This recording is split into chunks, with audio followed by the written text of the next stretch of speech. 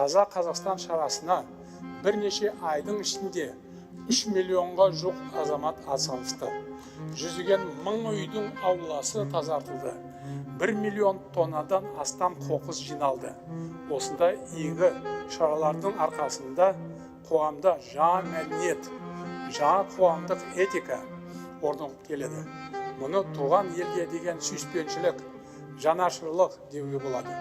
Ұлттың жаңа сапасы осындай нақты шаралар арқылы қалыптасады. Осы маңызды жоба жыл бойы жалғаса беруге тиіс. Себебі, шынын айтқанда, кейбір санасыз азаматтарымыз табиғатты, көшелерді әлі де ластап жатыр. Осындай адамдардың әрекетіне заң бойынша тосқауыл қою керек.